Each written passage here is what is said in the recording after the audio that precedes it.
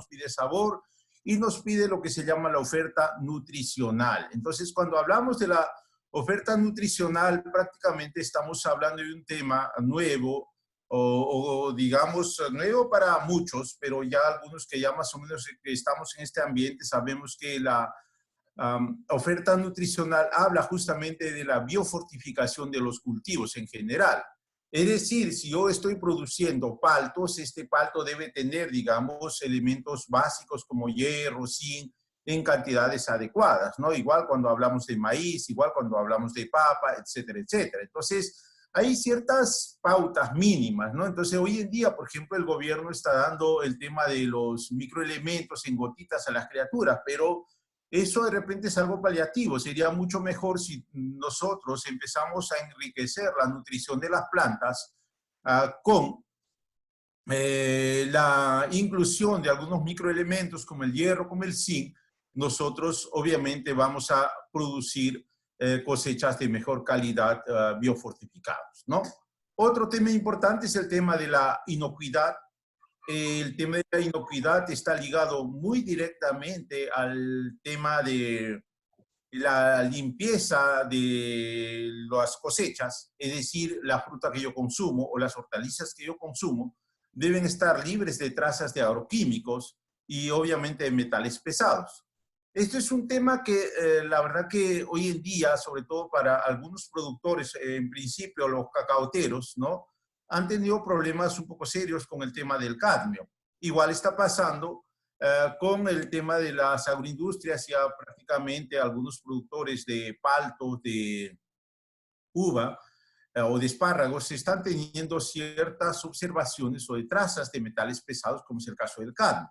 El tema es que el cadmio está muy ligado a las fuentes fosfatadas. Entonces el tema está ahí, ¿no? Entonces, ¿cuáles son los insumos que estamos usando? ¿Y cuántos de estos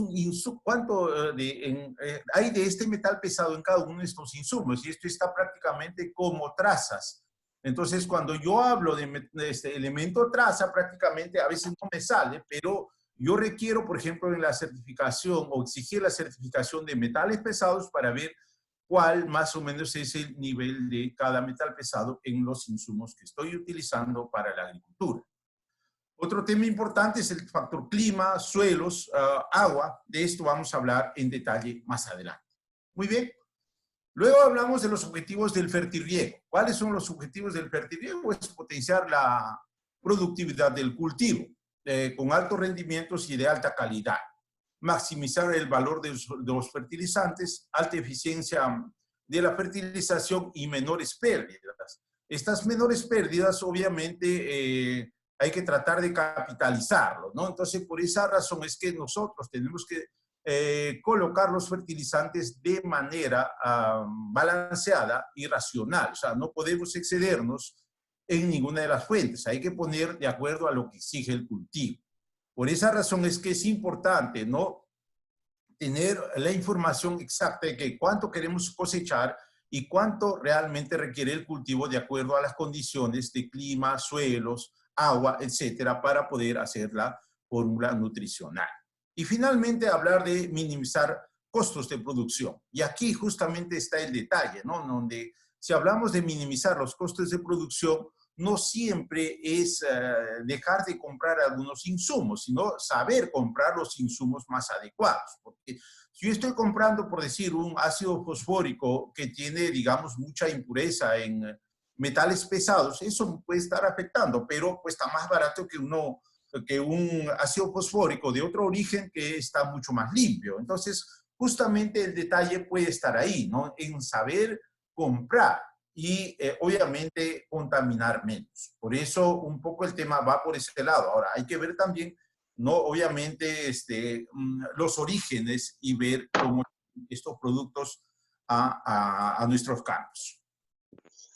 Luego hablamos de las consideraciones para el programa. En primer lugar, el tema de la planta. Entonces, cuando hablo de la planta, estoy hablando de la genética, de la variedad, de los requerimientos nutricionales del cultivo. O sea, ¿qué exige? Por ejemplo, si estoy sembrando palto, entonces, ¿cuál es mi meta de rendimiento con la variedad? ¿Cuál es el patrón que estoy usando en mi zona?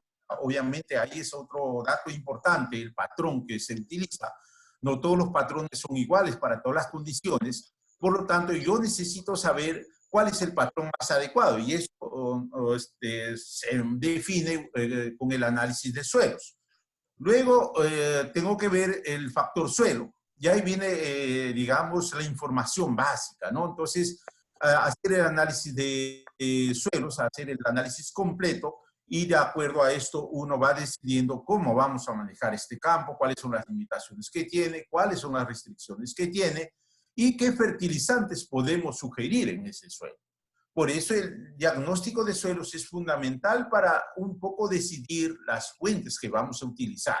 No es lo mismo usar urea, nitrato de amonio o sulfato de amonio si hablamos de fuentes nitrogenadas, o si hablamos de productos para fertilización, igual tengo un nitrato de potasio normal, tengo un nitrato de potasio ácido, o usar MAP o usar ácido fosfórico. Entonces, es un poco eso, ¿no? Por eso es que el diagnóstico del agua y del suelo me permiten definir un poco la fuente del fertilizante que vamos a utilizar.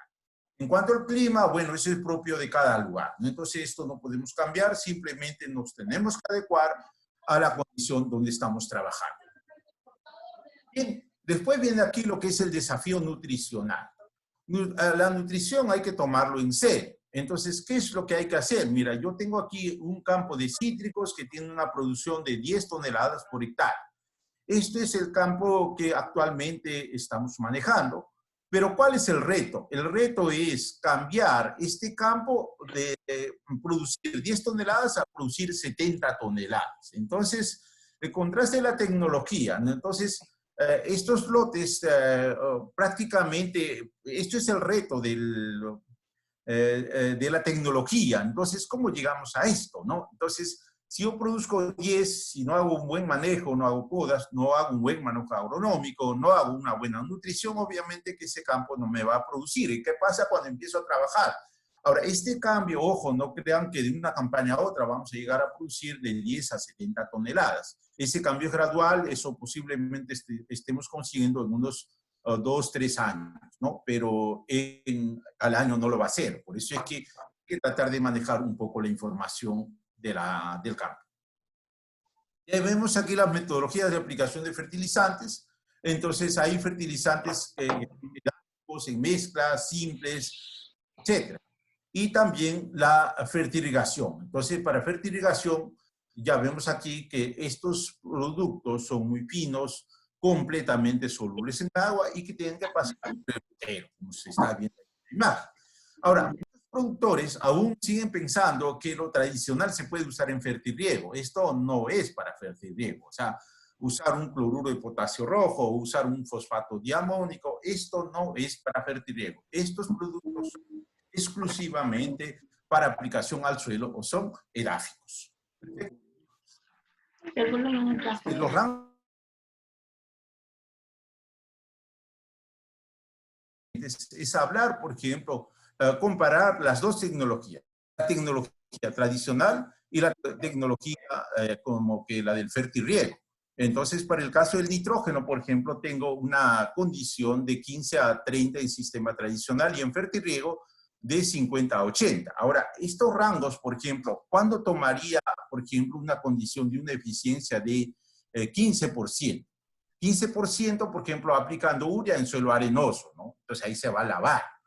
Por esa razón es que ahí el porcentaje de eficiencia va a ser muy baja, ¿no? Y en el caso de fósforo igual, ¿no? Tengo de 5 a 30 en condición tradicional. 5 puede ser, por ejemplo, en condiciones muy ácidas o en condiciones de suelos muy alcalinos. En esas condiciones trato de tomar digamos, los límites menores, ¿no? Entonces, por eso, para el caso del potasio, igual tenemos de 30 a 40 en condiciones tradicionales y de 40 a 60 o 70 en fertirriego. Para el caso del calcio, tenemos de 30 a 40 en sistema tradicional y en fertirriego de 40 a 60% de eficiencia, ¿ok? Entonces aquí viene un poquito la diferenciación entre lo que es un sistema tradicional y lo que es un sistema de fertilización. Entonces yo con esta imagen ¿qué quiero demostrar? Con esta imagen lo que yo quiero demostrar de que los fertilizantes granulados o edáficos tienen que ser solubles en agua. Eso es un punto importante, porque en el mercado encontramos una serie de productos muy baratos, hay de todos los precios, pero, ojo, nadie le dice cuánta solubilidad tiene esa fuente. O muy pocos piden, ¿no?, esa información. Entonces, eso es lo que pasa, que estas fuentes, o repito, tienen que ser solubles en agua para que la planta lo pueda absorber o lo pueda asimilar. Muy bien, entonces aquí justamente tengo un trabajo allá hace unos años en la Universidad Agraria, La Molina, y vemos aquí esta imagen de macetería. Entonces hay un tratamiento con fosfato diamónico molinos, superfosfato triple molinos, fosfato concentrado, Fertifos y un DIRSA. Es un superfosfato triple que estaba en el mercado en ese momento. Entonces se hizo una prueba para realmente ver la eficiencia de las fuentes, y cuando presento esta imagen y pregunto a los productores, ellos dicen, ¿qué fuente utiliza? Entonces la mayoría me responde fosfato concentrado. Ahora, el tema de las fuentes fosfatadas se evalúa en base a la solubilidad.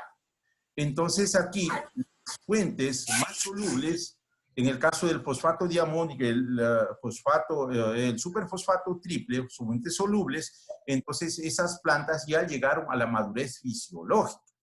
Sin embargo, la que está con fosfato concentrado, como que esta fuente no es muy soluble, entonces la planta alarga más el periodo vegetativo. Por lo tanto, ¿no?, como que aparentemente se ve bien, pero es la que tiene menos desarrollo con relación a las anteriores. Y las otras, Fertifos y el DIRSA, ya hablaron, ¿no? Entonces esos aún son unas fuentes muy poco solubles o simplemente tienen limitaciones del elemento en su composición. Muy bien. Ahora, esto mismo un poco vemos en cuanto a la productividad. ¿Cuánto cosecho con cada una de las fuentes? Y ahí está. Vean, con diamónico triple, con fosfato concentrado, lo que la mayoría quería, mira cuánto cosechamos, casi nada. Con Fertifos, el triple o el testigo sin fósforo, vean, no, casi nada. Entonces se hizo un tratamiento complementario, lo mismo, pero con la aplicación de enmienda orgánica. Y vean ustedes el cambio, ¿no? En vez de comprar estas fuentes que no tenían tan buena solubilidad, era mucho mejor de repente incluir enmiendas orgánicas, y con eso era mucho mejor. Por eso esto se ve en el día a día en el campo. Por eso es que muestro esta imagen, ¿no? O sea, para que se den cuenta que no todas las fuentes tienen una buena solubilidad. Eso es un punto importante en el manejo nutricional. Ahora, en sistemas tradicionales, por esto el tema de la eficiencia, vean ustedes, aquí tenemos dos colores de líneas, la de celeste, que son aplicaciones de fertilizantes tradicionales. Primer abonamiento, y vemos aquí que hay un exceso. La línea roja es la que requiere el cultivo de acuerdo a su fenología.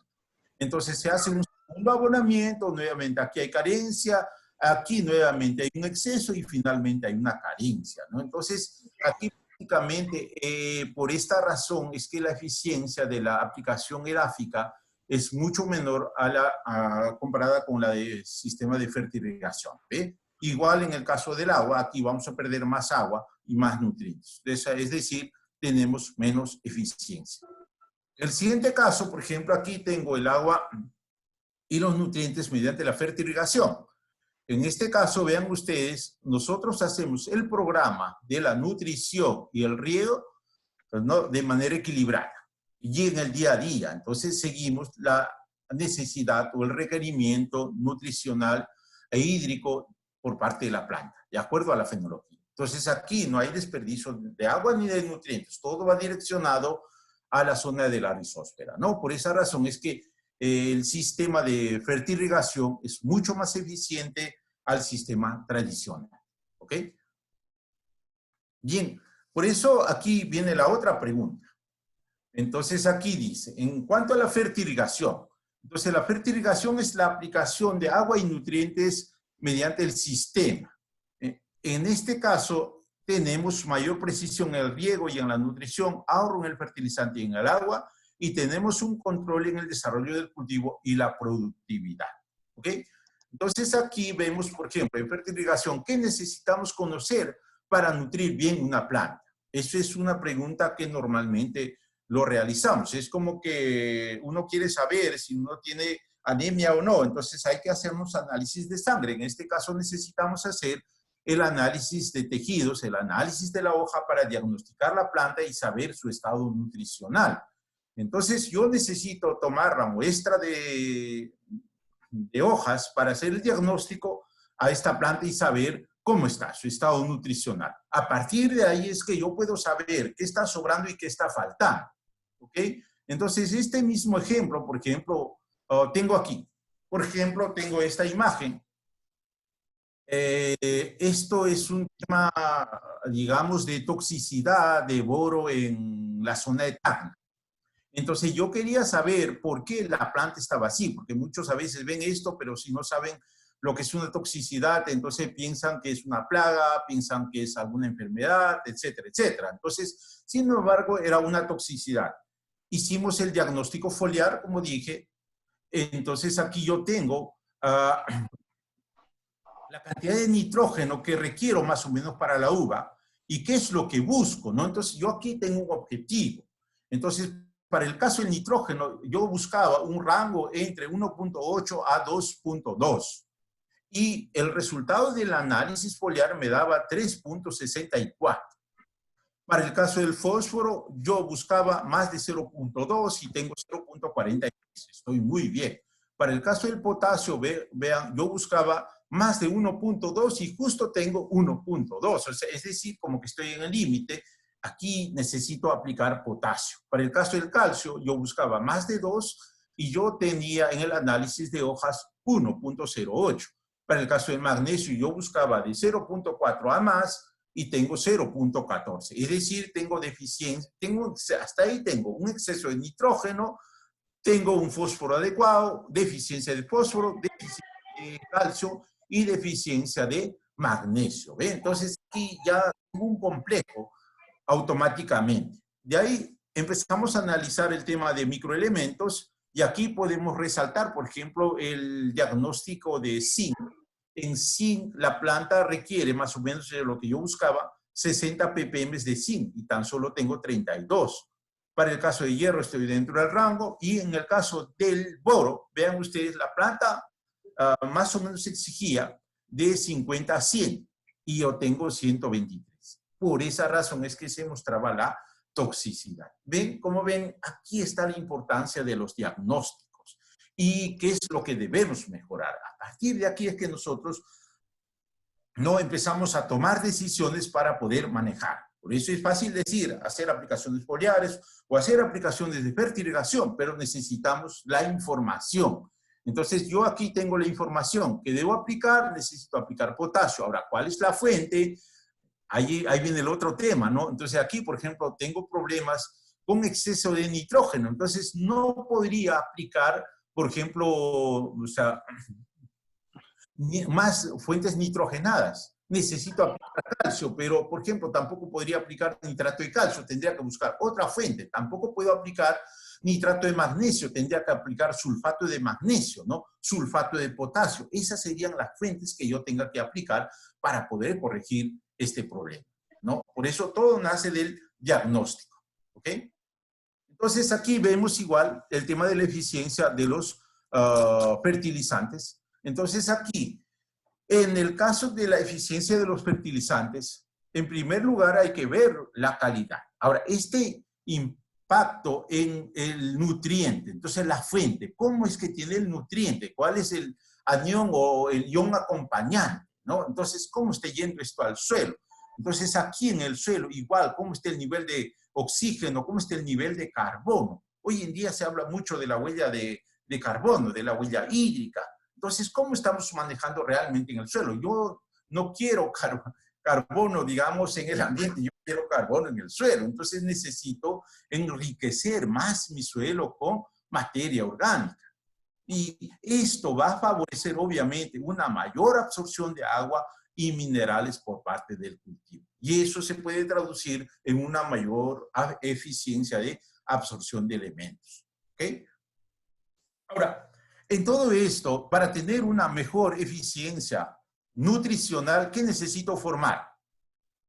Raíces, obviamente. Entonces, pero las raíces por ahí tienen algunos enemigos. ¿Y cuáles son los enemigos? Principalmente son estos de acá, los nematodes. Entonces, mientras yo tenga la posibilidad de que la planta me forme más raíz, yo puedo convivir con el nematode. Pero si yo no formo raíz y me ganan los nematodes, prácticamente la cosecha se me cae completamente. Entonces, eso es lo que nosotros necesitamos hacer, fomentar mayor desarrollo de raíces. Por eso es que aquí hicimos algunos ensayos en la zona de Piura y vean ustedes, ¿no? Aquí tenemos sin productos Haifa, por decir, y aquí con productos Haifa. Y aquí justamente había ese problema de nematodes, ¿no? Entonces había un problema de nematodes y cuando nosotros ponemos o colocamos las fuentes adecuadas, obviamente que hay nematodes, sí, pero podemos combatir haciendo que la planta genere mayor generación de raíces, ¿no? Entonces es lo que yo estoy tratando de ver aquí con las fuentes de la línea israelí Haifa. Bien, también es importante el tema de los microorganismos en el suelo, ¿no? Eso también es fundamental y la inclusión de las enmiendas orgánicas en general, ¿no? Y si es con microorganismos eficientes, eso nos ayuda mucho para el desarrollo de las raíces. Perfecto. De ahí hablamos un poquito del tema de la acumulación de la biomasa. Entonces, la acumulación de la biomasa, entonces aquí viene otra gran pregunta. Entonces, el rendimiento es igual a mayor fotosíntesis y menos respiración. Es decir, eso incrementa en acumulación de la biomasa. Eso es lo que necesitamos buscar para tener una buena productividad. De ahí aquí hablamos de los componentes del rendimiento. Entonces, de los componentes del rendimiento aquí tengo la etapa vegetativa. Entonces, aquí es la siembra, el trasplante y la brotación. Y ahí tengo yo el componente 1, que es el número de plantas por unidad de superficie, es decir, la población, la densidad de siembra, cuánto tengo por área. Y hay otro factor importante, es la etapa productiva, la formación de los órganos. Entonces aquí, iniciación floral, la floración misma, de ahí tenemos el componente 2, el número potencial de tallos o frutos y los granos por planta, ¿no? Entonces, esto, ojo, viene un poquito de la genética anterior, del manejo. Entonces, eso cuando yo digo, por ejemplo, quiero formar tallos, ¿y qué debo aplicar para formar tallos? ¿Qué debo aplicar o qué elementos debo aplicar para generar una mayor formación de raíces, de flores, etcétera? Entonces ya un poco viene correlacionado con eso. Por eso es que yo necesito tener un manejo adecuado del cultivo. Y finalmente tengo aquí la etapa reproductiva, llenado de frutos o de granos en general. Entonces para eso hay que ver el tema de la madurez fisiológica, el componente, tamaño, longitud, peso del fruto o del grano, ¿no? Entonces aquí, por ejemplo, si yo quiero ganar peso, que necesito colocar principalmente potasio, eso que ya la mayoría lo sabe. Entonces necesitamos trabajar el balance nutricional de acuerdo a la fenología del cultivo. ¿Ok? Por eso el rendimiento está en función al número de plantas por metro cuadrado, por el número de frutos o tallos por planta, por el peso del fruto, ¿no? Entonces eso me va a dar el rendimiento final del caño. Listo. Ahora, aquí esto era una pregunta que siempre se acostumbra a hacer, ¿no? Crecimiento y desarrollo. ¿Qué es más importante? ¿El crecimiento o el desarrollo? En principio, nosotros, ¿qué nos interesa? El desarrollo de la planta. Entonces, necesito que la planta desarrolle, necesito que la planta, ¿no? Forme mayores individuos, es decir, mayores ramas, mayores, etcétera, etcétera. Y eso se va a acumular, obviamente, con la inclusión de fósforo y calcio principalmente, ¿no? Y luego vemos el tamaño y el peso de biomasa, elementos como carbono y hidrógeno y los productos en general. Muy bien. Y aquí tengo otro ejemplo de análisis de suelos para determinación de la saturación de bases y la CIP.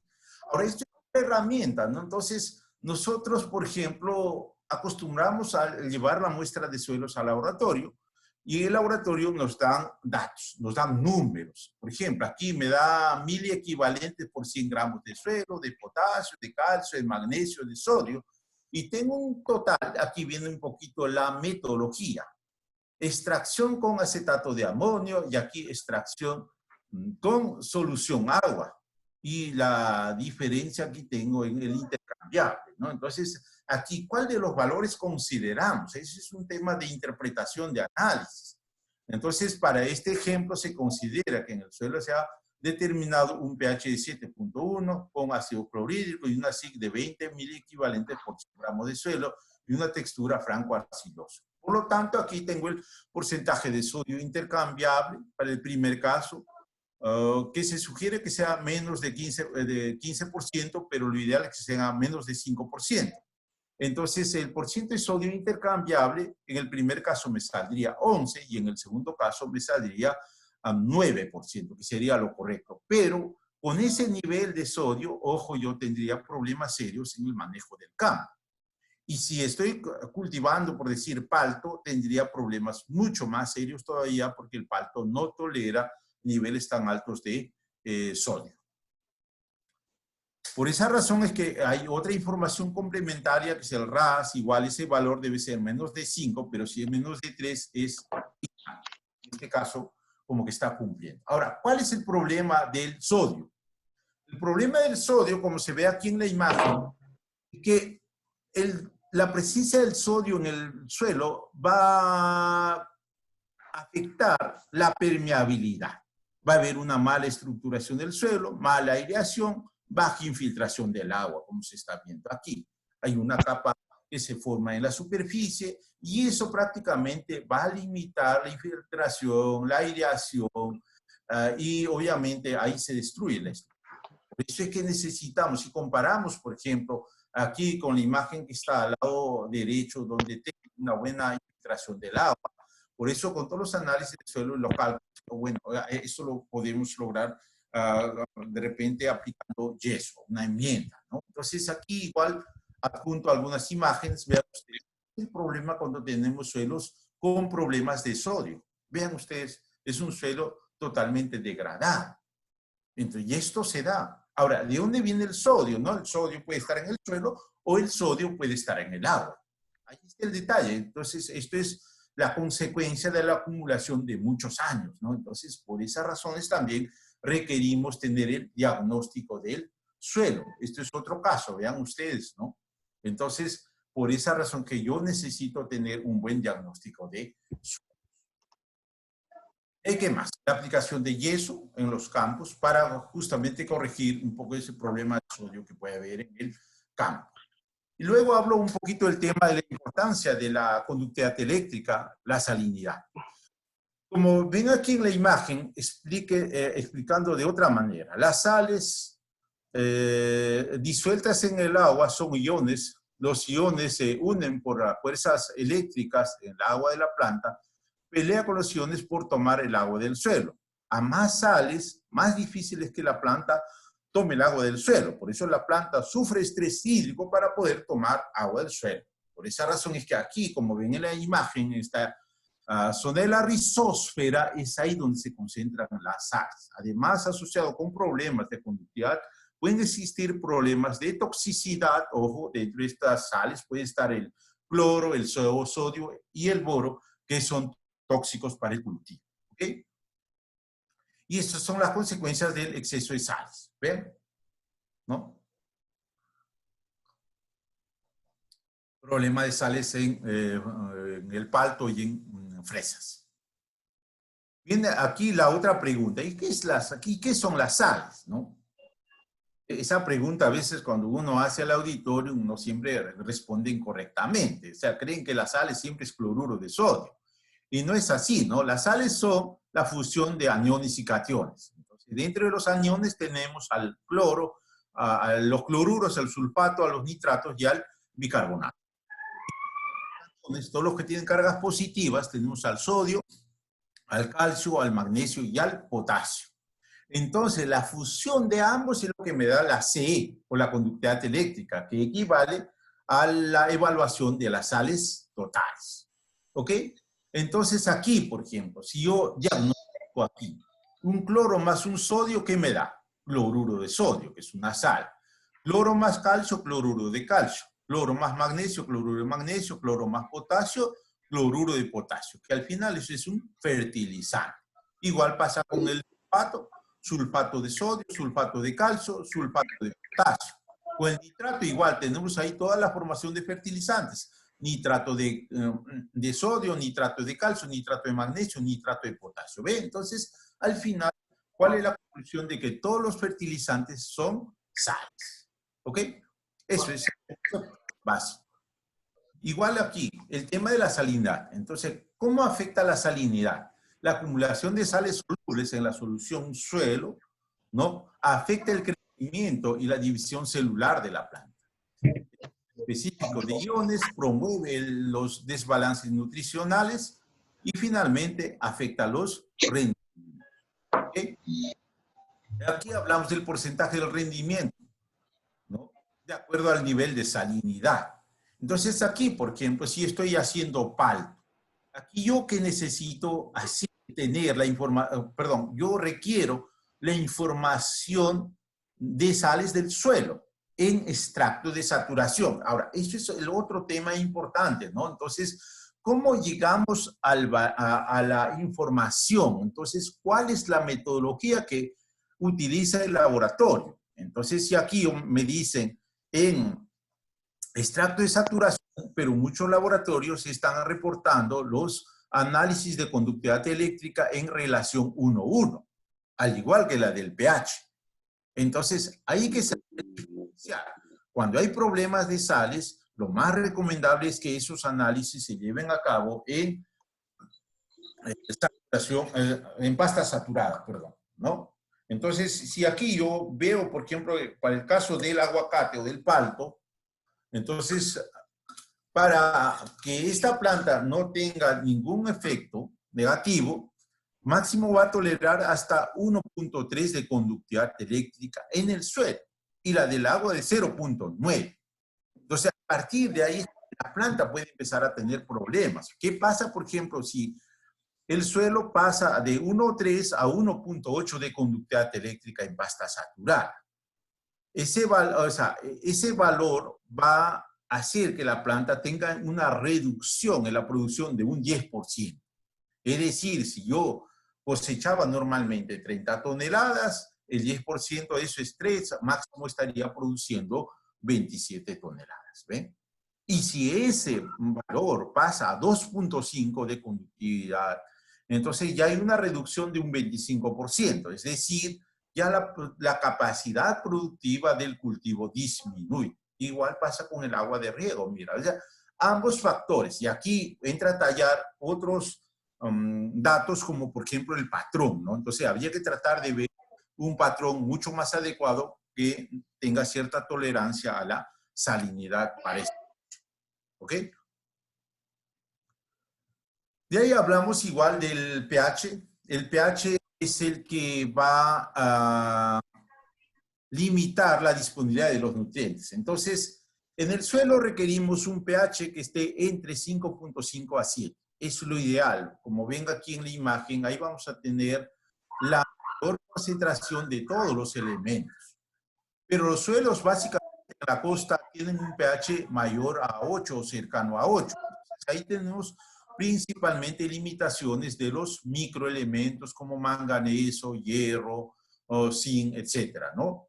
Y en condiciones muy ácidas tenemos limitaciones de bases, ¿no? De bases como principalmente potasio, calcio, magnesio y por ahí también el tema del fósforo y el nitrógeno, ¿no? Entonces va a haber limitaciones. Entonces lo ideal es que tratemos de llevar a un pH que esté entre 5.5 a 7 en cualquier condición de suelo. Es lo más recomendable. ¿Ya? Ahora, ¿qué sucede con un pH alto? Entonces, cuando tenemos un pH alto en el suelo, cercano a 8 por decir, el fósforo se bloquea con el calcio por la formación de fosfatos de calcio. Los elementos menores no están disponibles para la planta. Se generan desbalances nutricionales, los cuales se reflejan en fisiopatías. ¿Ve? Esto es lo que hay que corregir. Y finalmente, hay deficiencias frecuentes, ya que la calidad final de los productos se afecta. ¿Qué más? Aquí, la calidad del agua y los problemas relacionados con la fertilización. Entonces, aquí posiblemente tengamos aguas duras con altos niveles de calcio, magnesio y bicarbonatos, pH alcalino que puede estar entre 7.2 a 8.5, aguas salinas, ¿no? Con alto contenido de cloro que puede estar entre 190 a 250, de 50 a 600 ppm de cloro en las aguas subterráneas, y los problemas que generan son daño a los cultivos debido a la salinidad, obturación de los goteros y las cañerías y finalmente precipitación del fósforo en el sistema.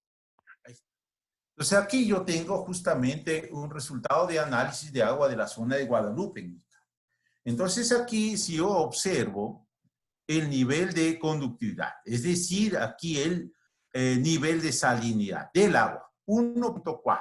1.4, por ejemplo, para regar un cultivo de palto, yo ya tendría ciertas dificultades. Ahora, esas son las sales totales, pero de ahí paso a ver el tema del pH, es alcalino, entonces debe tener algo de bicarbonatos. Evidentemente sí tiene bicarbonatos 2.6 miliequivalentes, que no es un problema mayor. Hay situaciones, por ejemplo, en algunas aguas, sobre todo de los valles interandinos, donde tenemos aguas muy duras. Si bien es cierto, no tienen niveles altos de conductividad, pero el nivel de carbonato es muy alto, que muchas veces está por encima del 80%. Pero para este caso, ojo, que es un agua de pozo, porque esto no es agua de irrigación, es agua de pozo. Entonces empiezo a evaluar el nivel de sodio, lo que hablamos hace un momento. 8.4 miliequivalentes. Esto en ppm se implica 193. Lo máximo que ha sugerido es 75 ppm. Mira, aquí yo ya tengo problemas con sodio. Y ya ahí paso a ver cloruros, 7. Y vean, lo máximo que se puede tener es 140 ppm. Y este 7 se genera en 248. Ojo, esta agua para regar palto, ¿no? Va a ser un problema muy serio. Por lo tanto, no, habría que tratar de ver una mejor, o buscar una solución para corregir este problema. Entonces, simplemente, o si no, simplemente tratemos de cambiar el cultivo. Por esa razón es que es importante los diagnósticos. ¿Ok? Y ahora aquí un poquito el tema de la interpretación. Entonces, con esa calidad de agua, reducción moderada en el tema de la infiltración por el tema del sodio, restricción severa para el riego superficial, bioaspersión en el contenido sodio y cloro. Y aquí viene un poco la acotación también, ¿no? Entonces, ¿qué pasa, por ejemplo, si yo empiezo a hacer aplicaciones foliares con esta agua? Voy a tener problemas, ojo, por los niveles elevados de sodio y cloro, ¿no? Entonces posiblemente tenga quemazones. Entonces ahí viene el problema. Entonces para fumigar esta agua yo la verdad que no lo consideraría. Trataría de comprar o llevar otra agua para poder hacer las aplicaciones, ¿no? Ese tema también es muy importante porque igual, para el caso de la fertilización, igual voy a tener dificultades. Eso igual lo vamos a ver un poquito más adelante. ¿Qué más? Aquí. No tiene restricciones por boro, tampoco por nitratos. Por bicarbonatos, ligera restricción. Igual tengo el tema de la clasificación del agua de acuerdo a la conductividad eléctrica. Aguas libres de sales, cuando tienen una conductividad menor a 0.5, de 0.5 a 1 tiene un ligero impacto de las sales, de 1 a 1.5 moderado, de 1.5 a 2, importante, y de 2 a 2.5 severo, y de 2.5 a 3 muy severo, y más de 3, ¿no? Puede ser una situación muy sales. ¿Ok? ¿Qué más? Aquí, tipos de sales en el agua de riego. Entonces, ¿qué es lo que hay en el agua de riego? Lo que ya vimos, ¿no? Entonces, aquí puede haber sulfato de calcio, sulfato de magnesio, bicarbonato de calcio, cloruro de calcio, sulfato de sodio, bicarbonato de sodio y cloruro de sodio. Entonces aquí, como dice, aumenta el problema. ¿Cuándo es que aumenta el problema? Cuando empieza a aparecer más cantidad de sodio en el agua. Ahí está el problema, ¿no? Por esa razón es que hay que tener mucho cuidado con esta agua.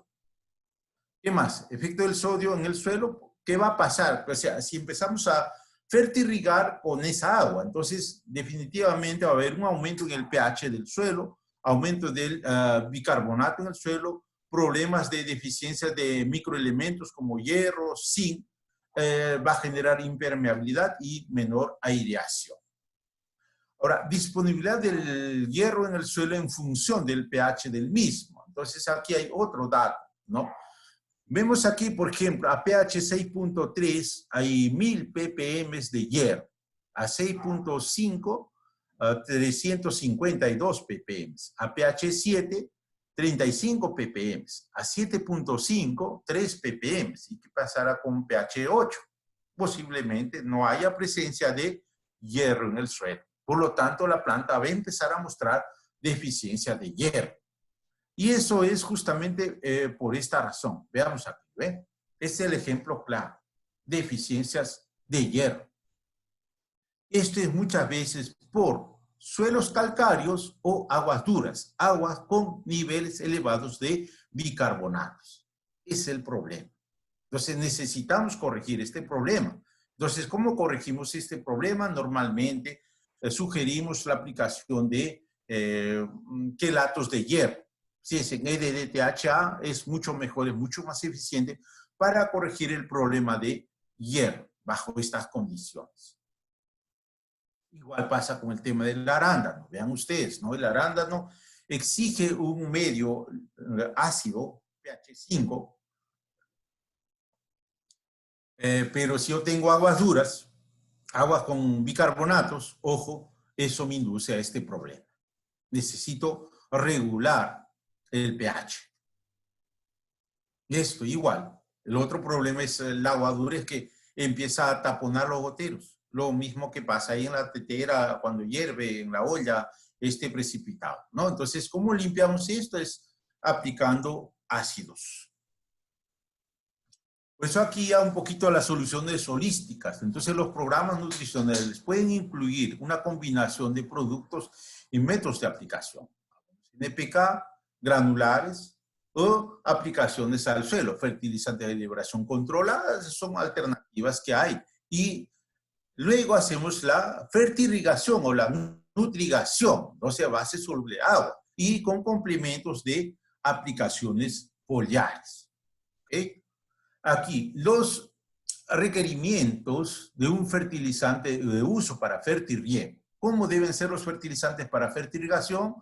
Estos deben tener altos contenidos de nutrientes en la solución, solubilidad completa en condiciones de campo, rápida disolución en el agua de riego, grano fino fluyente, no obturar goteros, bajo contenido de insolubles y mínimo contenido de agentes condicionantes, compatible con otros fertilizantes, mínima interacción con el agua de riego, y sin variaciones bruscas en el pH del agua. Es decir, esto debe mantenerse entre mínimo 3.5 y pH 9.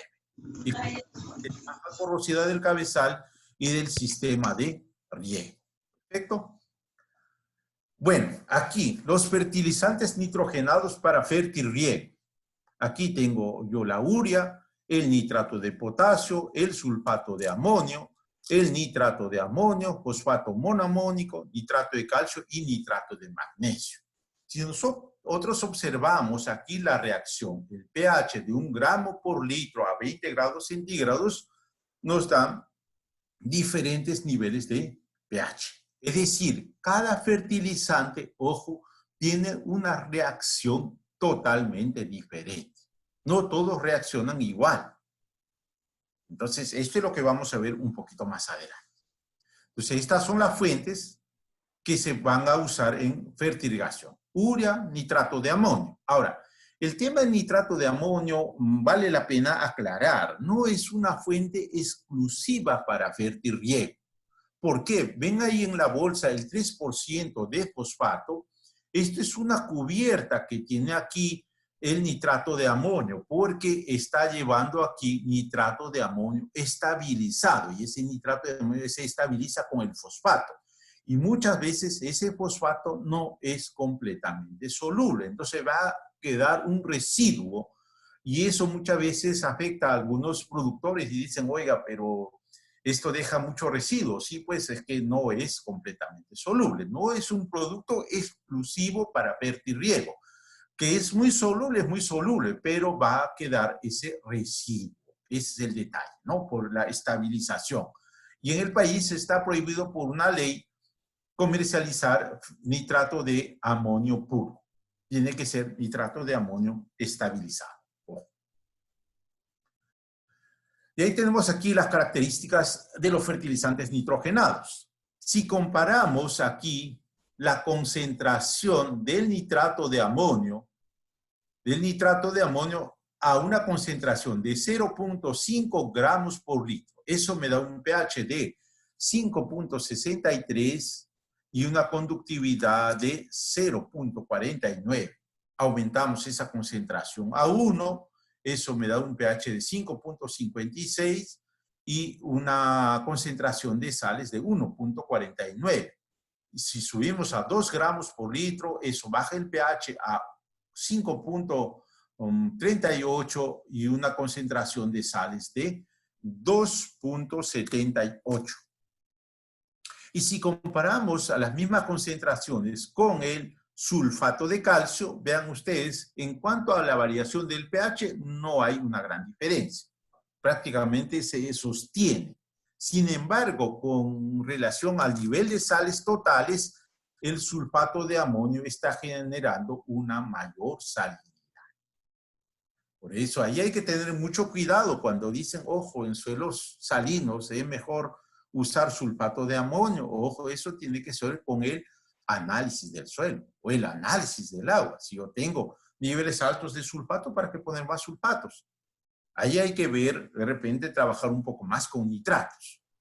Eso va a depender mucho del caso.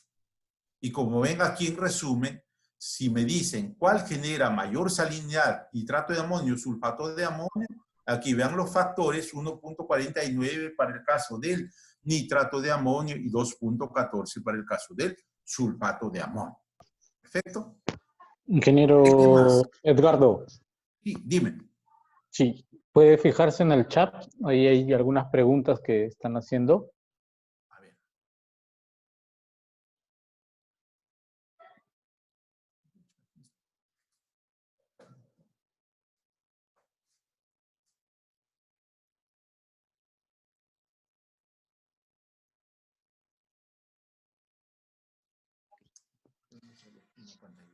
¿Pudo entrar? Sí, pero de repente al final hacemos una ronda de preguntas. Ok, ya, ahí van a vertir las preguntas entonces en el chat. Sí, yo prefiero que Al lo final. veamos y ahí vamos respondiendo, por favor. Continuamos entonces. Sí, listo.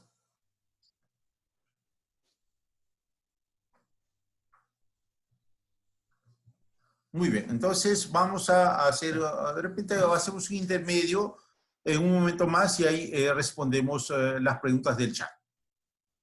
Muy bien, entonces continuamos. Entonces el comportamiento de los fertilizantes nitrogenados para fertirriego. Entonces básicamente aquí el tema de los nitrogenados tienen muy buena solubilidad y obviamente son fáciles de lixiviarse, ¿no? Entonces en resumen es el tema de los nitrogenados en general. Ahora, el exceso de nitrógeno, por ejemplo, en los cultivos bajan la calidad de las cosechas, como ven aquí, ¿no? Pues en el caso de fresas, por ejemplo, igual pasa con el tema del palto, la uva, etcétera, etcétera. No hemos podido poner toda la información. Y aquí hablamos un poquito de los fertilizantes que son para fosfatados para fertirriego. Dentro de esto tenemos al ácido fosfórico, al fosfato monopotásico y al fosfato monoamónico. Entonces aquí igual, si comparamos el tema de la reacción, el pH, a 1 gramo por litro en cada caso, a 20 grados centígrados, 2.6 para el ácido fosfórico, 5.5 para el fosfato monopotásico y 4.9 para el fosfato monoamónico. Ahora, ojo, estas son las fuentes, las 3 fuentes que estamos mencionando. Entonces, un dato importante, ¿cuándo usar ácido fosfórico y cuándo usar fosfato monoamónico? Entonces, normalmente, por regla, cuando tenemos más de 2 miliequivalentes por litro de bicarbonatos en el agua, se sugiere el mayor uso de ácido fosfórico. En todo caso, tratar de acidular con otra fuente y ahí podemos usar más, o sea, el fosfato monoamónico. Y para el caso del fosfato monopotásico, la sugerencia es que cuando hay problemas de sales en general, o sea, esta es la fuente que contamina menos con sales, es la fuente que tiene el más bajo índice salino, ¿ok? Eso lo vamos a ver en un momento más. Ahora, igual si aquí comparamos, ¿quién saliniza más? ¿El ácido fosfórico o el fosfato monoamónico? Entonces, a veces hay mucha gente que no es más fanática del ácido fosfórico y vean, ¿no? Está prácticamente casi duplicando la salinización. Ese es el gran problema. Entonces, genera otro problema. Aparte de eso, tampoco la planta no lo va a asimilar tan fácilmente el ácido.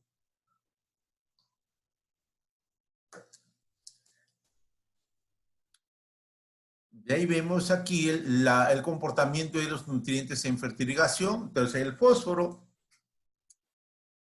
en cuanto a la fertilización, como ya dijimos, es de 5 a 10 veces, perdón, el fósforo, aunque en el riego por goteo es 5 a 10 veces más móvil que en el riego tradicional, sigue siendo un elemento poco móvil a nivel del suelo.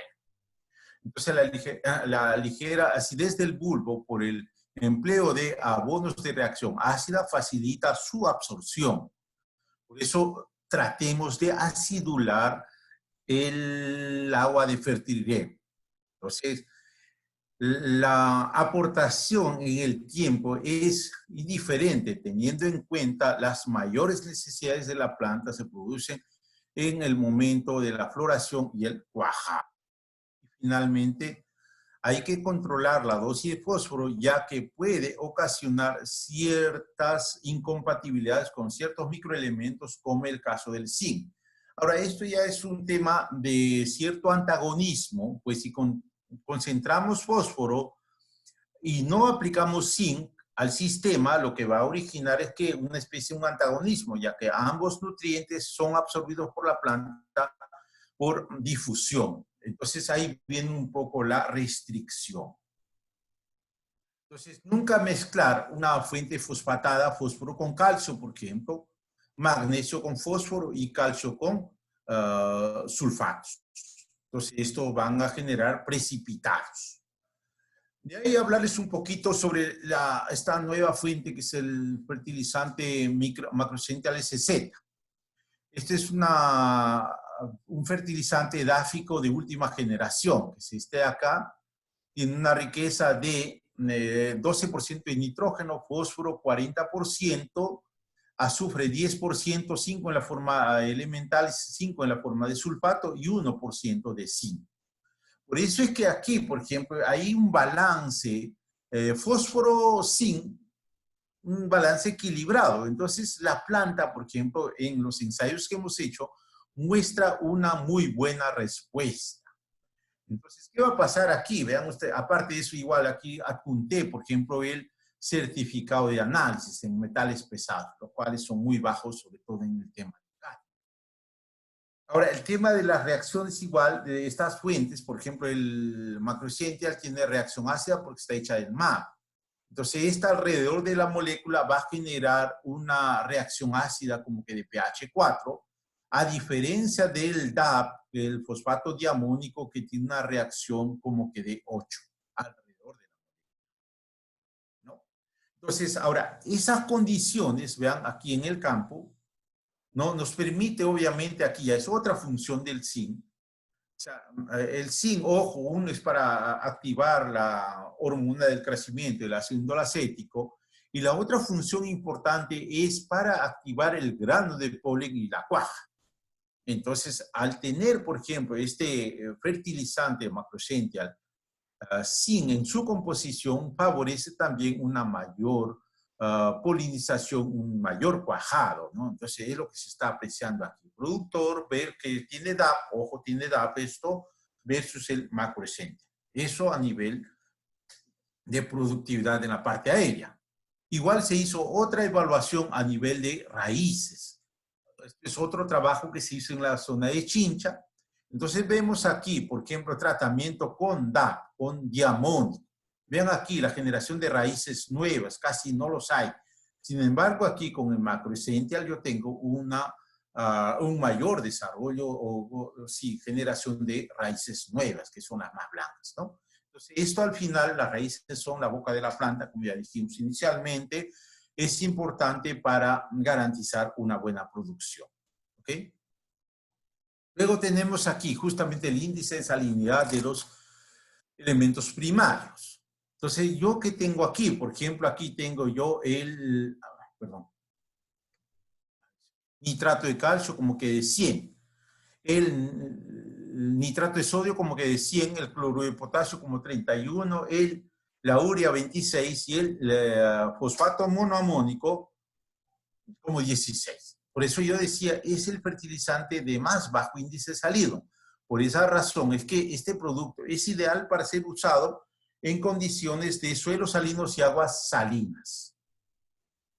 Entonces aquí yo quiero hacer una evaluación de estas fuentes. Es decir, 100 milimols de milisiemens equivale a una 10 Siemens y una o 10 Siemens a 1 milisiemens por centímetro. Y eso equivale a 1 milimols por centímetro.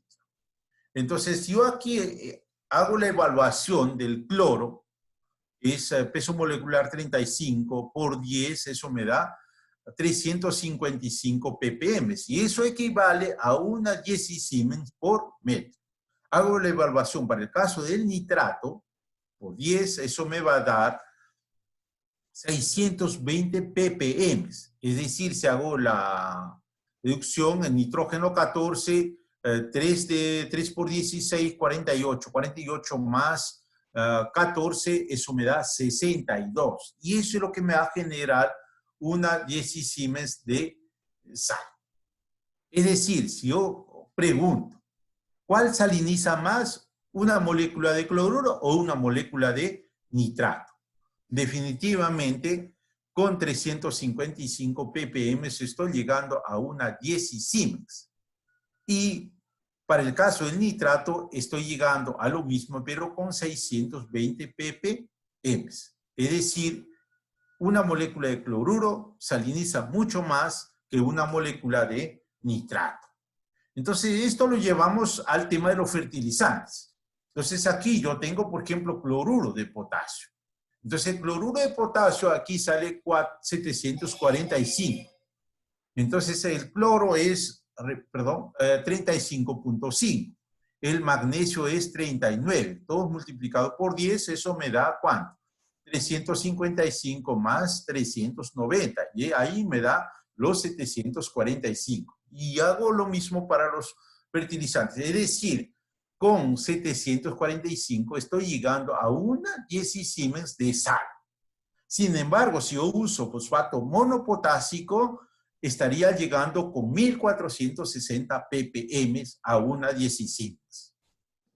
Por lo tanto, ¿no? Una molécula de cloruro de potasio va a salinizar mucho más que una molécula de fosfato monopotásico. Prácticamente es la mitad, ¿no? Entonces, ahí viene un poquito la alternativa para ver estos productos y tomar la decisión cuál usar. Ok, aquí tengo las fuentes potásicas. Tengo el cloruro de potasio blanco, Tengo el nitrato de potasio, sulfato de potasio, esta fuente de tiofosfato que también está en el mercado, y el fosfato monopotásico del cual ya hablamos, ¿no? Entonces, igual aquí vemos el tema de las reacciones. Entonces, el cloruro de potasio tiene una reacción casi neutra, nitrato de potasio parecido, sulfato de potasio muy ácido, sobre todo la de descenderlo, es muy ácido, y el fosfato monopotásico 5.5. Ahora, aquí, por ejemplo, igual hacemos la evaluación, un poquito el tema potasio, ¿no? ¿Por qué debemos aplicar potasio? Entonces yo tengo aquí botritis, cuando tengo un nivel en el análisis foliar de 2.1 de nitrógeno, alto nitrógeno, y 0.8 de potasio. Y si bajamos el nivel de nitrógeno a 1.4 y subimos el nivel de potasio a 1.2, no hay problemas tan severos de botritis. ¿Ven? Entonces, por esa razón también es importante la inclusión de un nivel adecuado de potasio. Y como dicen, el potasio es sinónimo de calidad, y aquí justamente se nota, ¿no? O sea, si yo quiero producir, por ejemplo, aceituna o cualquier fruta, vean ustedes, con niveles adecuados de potasio y con niveles deficientes de potasio. Las fuentes ya dijimos, el cloruro de potasio blanco, el nitrato de potasio. Molinos tiene dos fuentes de nitrato de potasio. Tengo el nitrato de potasio PONI y tengo el nitrato de potasio FAS. Es decir, lo mismo, pero el FAS es de reacción ácida. Y tengo el solupotas, que es el sulfato de potasio. ¿Okay? Entonces, estos igual, vean ustedes, el nitrato de potasio FAS, vean ustedes, en cadmio, en metales pesados también, es muy bajo, ¿no? Esto viene de Israel. De ahí, ¿qué más tenemos? Tenemos aquí el tema de las reacciones. Entonces, cada una de las fuentes, nitrato de potasio, va a generar un factor como que 1.2 por la concentración de sales, para el sulfato de potasio 1.4 y para el caso del cloruro de potasio 1.6. Es decir, la fuente que más saliniza va a ser el cloruro, seguido del sulfato y finalmente el nitrato de potasio.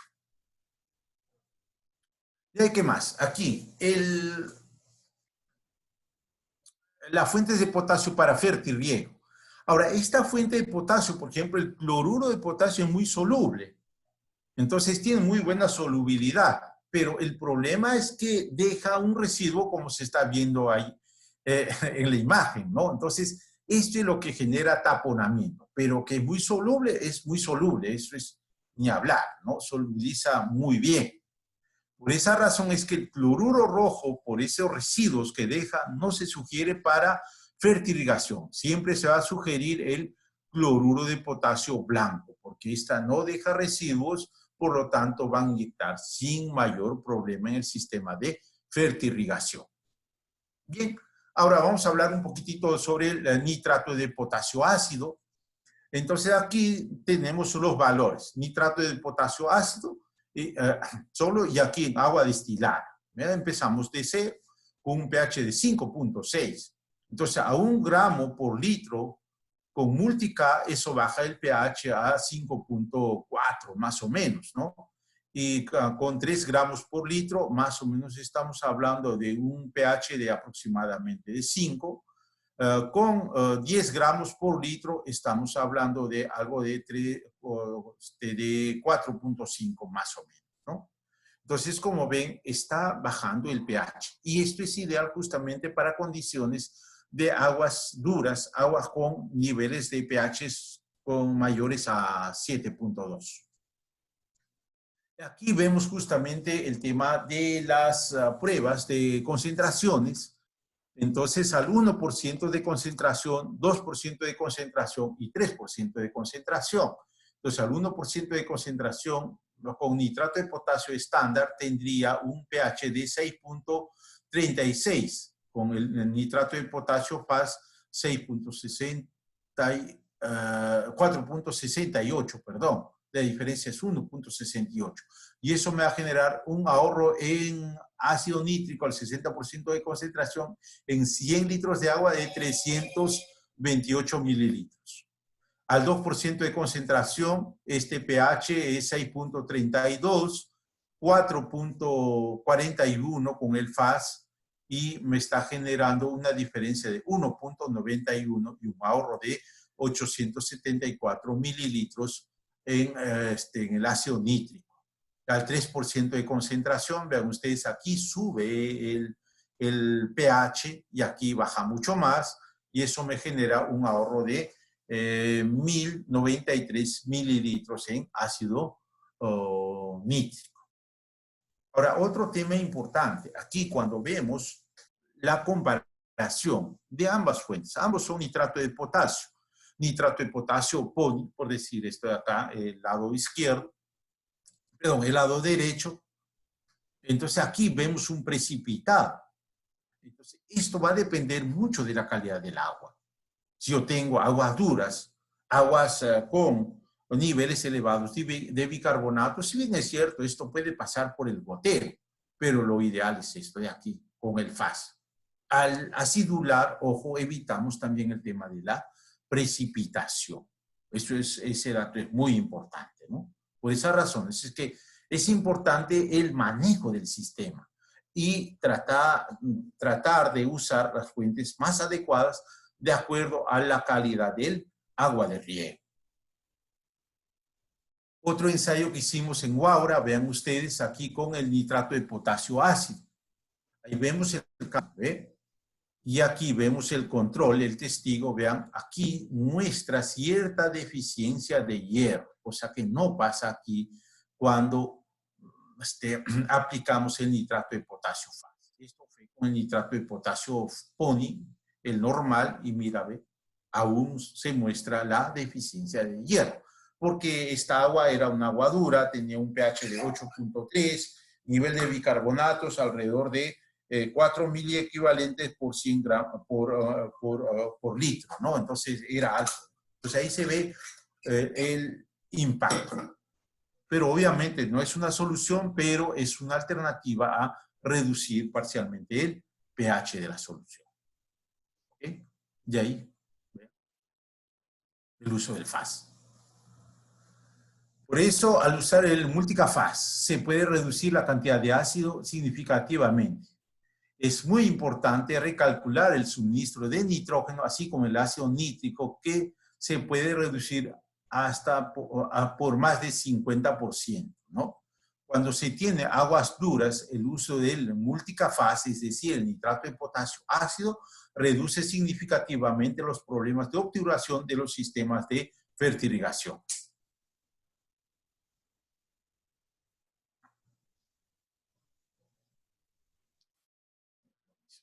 Bueno, creo que ahí podemos hacer un alto y vamos a pasar a responder algunas preguntas del chat.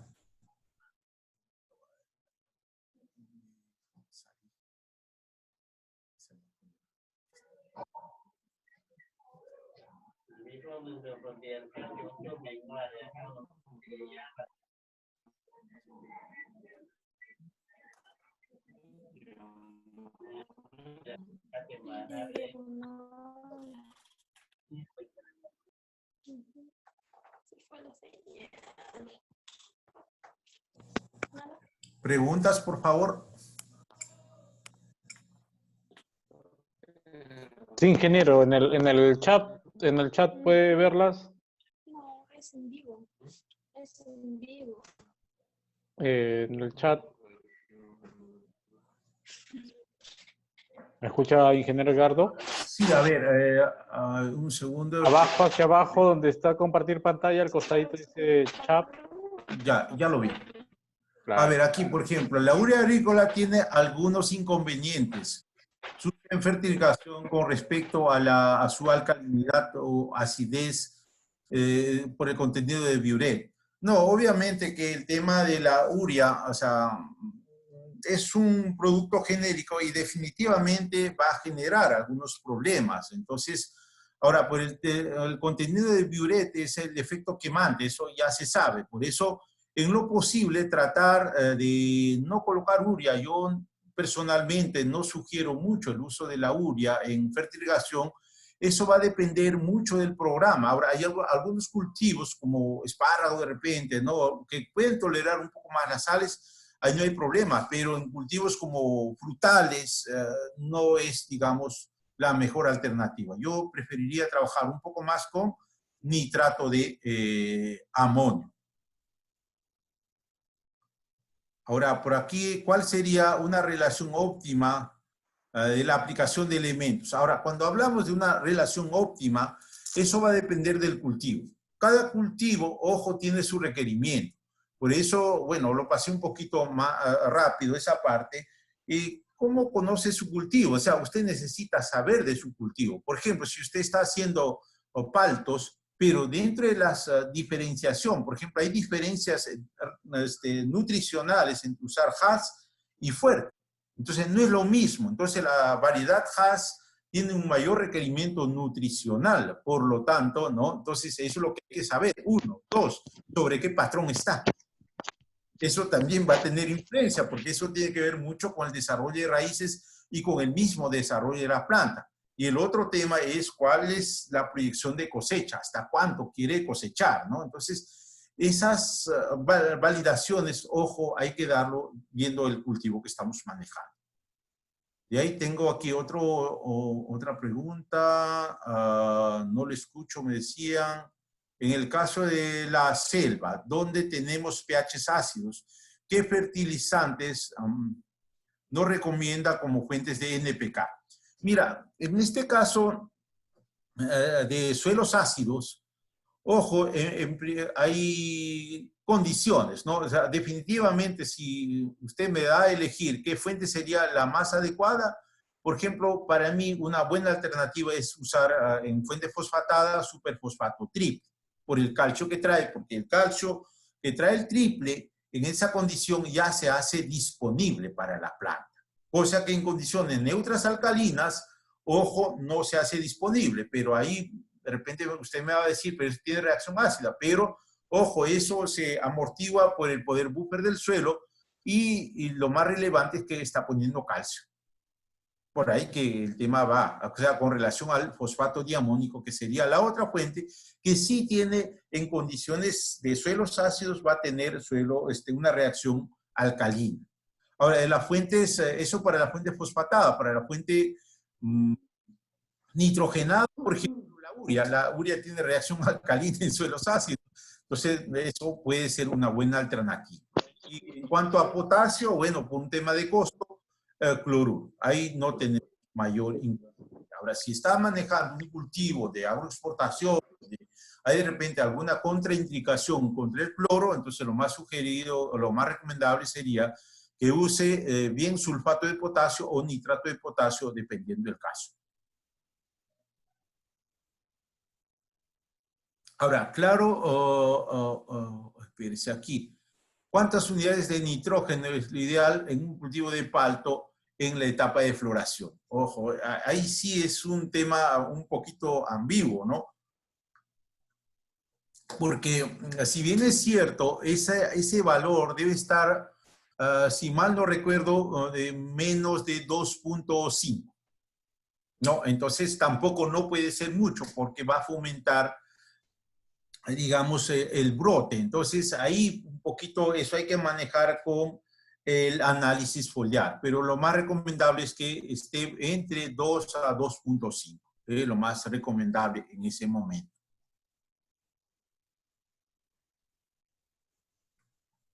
Y ahí otra pregunta.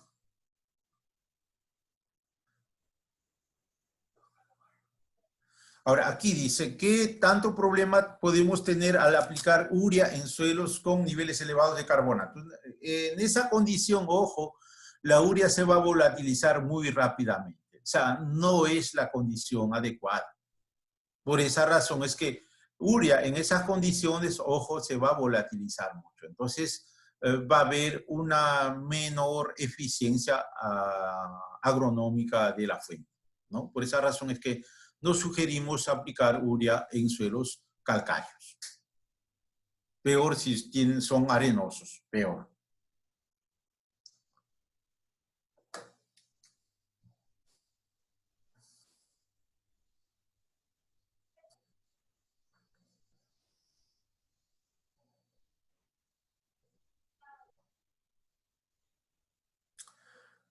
Muy bien. Bueno, creo que continuamos. Sí, ingeniero, sigamos.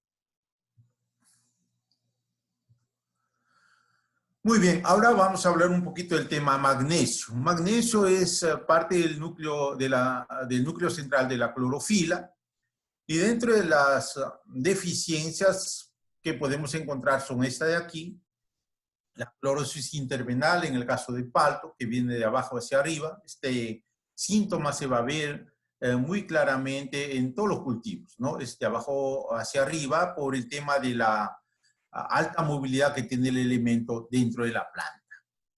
Y aquí igual tenemos, por ejemplo, la necrosis inicial del raquis por deficiencia de magnesio.